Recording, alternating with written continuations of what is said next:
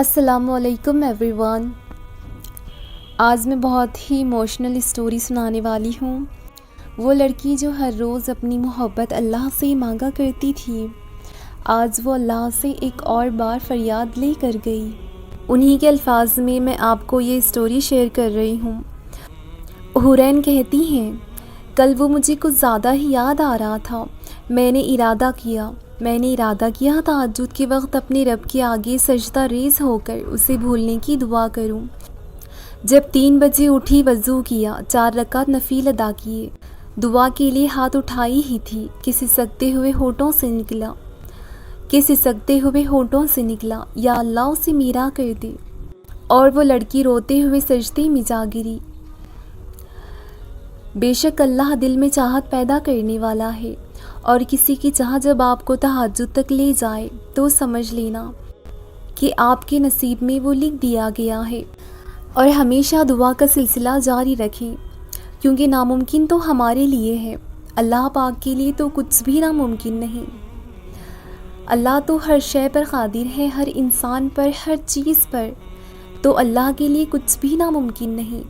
جو دعا آپ کو بار بار مانگنے کی توفیق دیتا ہے، وہ اسی لیے دیتا ہے کہ آپ اللہ کے پاس جاؤ، اللہ سے فریادیں کرو، کیونکہ اللہ کو آپ کا مانگنا بہت پسند آتا ہے۔ بے شک اسے دنیا کی ہر چیز مل جایا کرتی ہے،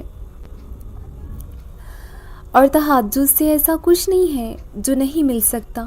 تہجد تو ناممکن دعاؤں کے لیے ہی بنائی گئی ہے، اور دعا تو بہت طاقت رکھتی ہے۔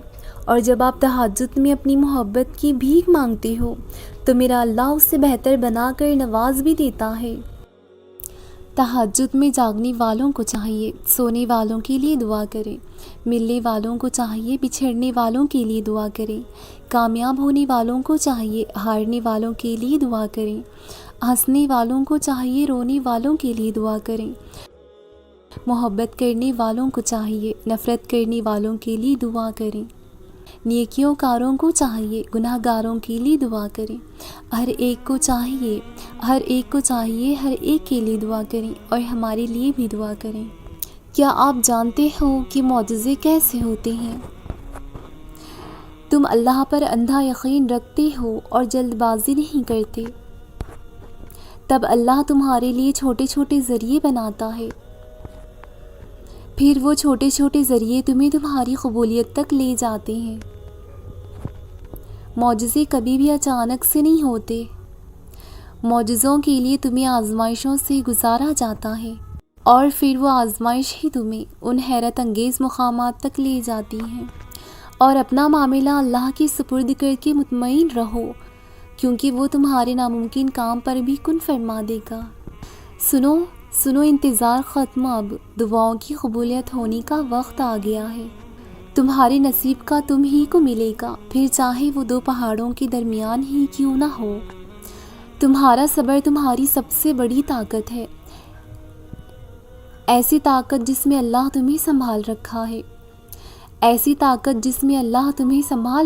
ہے، تمہارے دل میں آنے والے ہر خیال کا اللہ کو علم ہے، وہ جانتا ہے تم نے اپنے اندر کیا کیا چھپا رکھا ہے۔ تمہارا نمازوں میں یوں رونا اور آسمان کو یوں خاموشی سے دیکھنا، وہ ان سب سے واقف ہے۔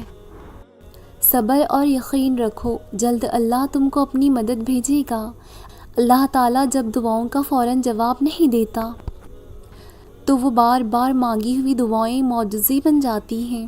سجدوں میں خاموشی سے بہتے ہوئے آنسوؤں کا شور جب عرش پر سنایا جاتا ہے،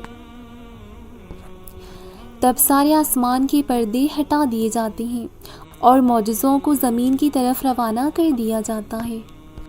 اللہ بہت کم لوگوں کے دل میں دعا کا خیال لاتا ہے، ورنہ لوگ پریشان پھرتے ہیں، روتے ہیں، مزاروں پر جاتے ہیں۔ اگر آپ کے دل میں اللہ نے دعا کا خیال ڈالا ہے تو یقین رکھیں کہ دعا بھی جلد قبول ہوگی، کیونکہ آپ کا شمار ان خاص لوگوں میں ہوا ہے جن کو اللہ نے اپنے پاس آنے کے لیے چنا ہے۔ اللہ کی قدرت، اللہ کی وہ مرضی ہے جس کے بغیر اس دنیا میں پتا بھی نہیں ہل سکتا۔ آپ کی زندگی میں جو بھی ہو رہا ہے وہ اللہ کی مرضی سے ہو رہا ہے۔ آپ قرآن پڑھتے ہیں؟ نہیں، یہ آپ سے پڑھوایا جاتا ہے اور اللہ کی رضا میں شامل ہوتی ہے۔ جب تمہیں یوں لگے کہ اب تم تھک چکے ہو اور دعا بھی نہیں مانگ سکتے تو سر جھکا کر خالی ہاتھ پھیلا دیا کرو، اور تمہارے پھیلے ہوئے ہاتھ اس بات کی گواہی ہوں گے کہ تم رب کائنات کے محتاج ہو، اور تمہارے پھیلے ہوئے ہاتھ اس بات کی گواہی ہوں گے کہ تم رب کائنات کے محتاج ہو، اور میرا رب تو خاموشیوں کو بھی سنتا ہے۔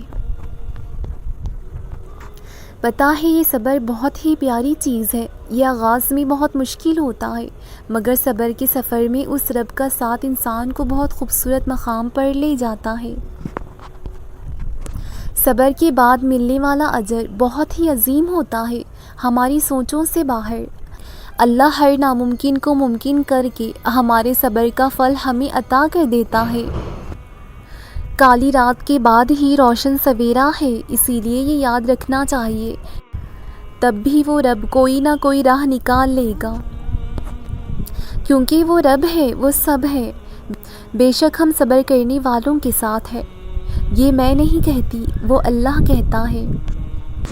تمہاری دعائیں سنی جا چکی ہیں، تمہارے صبر کا صلہ لکھا جا چکا ہے، اب تمہیں تمہارے یقین کے معجزے دکھائے جائیں گے تاکہ تم جان سکو کہ مخلص دل اختتام میں ہمیشہ جیت جاتا ہے، اور تقدیریں اللہ کے اشارے پر بدل جایا کرتی ہیں۔ کتنا سکون ملتا ہے نا، کتنا سکون ملتا ہے نا جب آپ کے لیے سارے راستے بند ہو جائیں اور آپ کا دل کہے صبر رکھو، اللہ کی رحمت کے دروازے بند نہیں ہوتے، اور آپ کا دل کہے صبر رکھو، اللہ کی رحمت کا دروازہ بھی بند نہیں ہوتا، تو پھر آپ کا تہجد پڑھنے کا خیال آنا بے وجہ تو نہیں، آخر کچھ تو ہے جو ممکن ہونا ہے۔ اگر آپ کی آزمائش سخت سے سخت تر ہو رہی ہے تو ممکن ہے آپ محبت کی منزل طے کر رہے ہوں، ممکن ہے آپ اللہ کے محبوب بندوں کی فہرست میں ہو۔ تکلیف ملتی ہی اسی لیے ہے تاکہ ہم سمجھ سکیں کہ جو درد ہمیں اپنی بات سے زیادہ لگتا ہے وہ دراصل ہمارے حوصلوں کی حدود کے اندر ہوتا ہے اور ہم اسے پہچان نہیں پاتے، بس تکلیف کی ذرا سی شدت پر پریشان ہو جاتے ہیں۔ جب وہ مدد کرنے پر آتا ہے تو سمندر میں بھی راستے بنا دیتا ہے، اور تم کیوں مایوس بیٹھے ہو کہ وہ تمہاری مدد نہیں کرے گا، تمہارا یقین نہیں توڑے گا، تم بس یقین کامل رکھو، وہ تمہاری زندگی بدل دے گا۔ تم ایسا کیوں سوچتے ہو کہ کھوئی ہوئی چیز اب کبھی نہیں مل سکتی؟ وہ جو رحمان ہے نا، اس کے دسترس میں دو جہاں ہیں، وہ جب کسی چیز کو ہونے کا حکم دیتا ہے تو کائنات میں ان چیزوں کے درمیان کتنا بھی فاصلہ کیوں نہ ہو، راستے خود بخود مل جایا کرتے ہیں، اور جب تم اپنا کوئی معاملہ اس کے حوالے کر دیتے ہو تو ویسے ہی پاتے ہو جیسے یعقوب علیہ السلام کو یوسف علیہ السلام لوٹائے گئے تھے۔ دل سے اللہ کا ہر فیصلہ تسلیم کرنا ہے، اللہ کا ہر فیصلہ خیر حکمت سے بھرا ہوا ہوتا ہے۔ ہم نے اللہ کی رضا خوشنودی حاصل کرنے کے لیے دل کی خوشی سے اللہ کے ہر فیصلے پر راضی رہنا ہے۔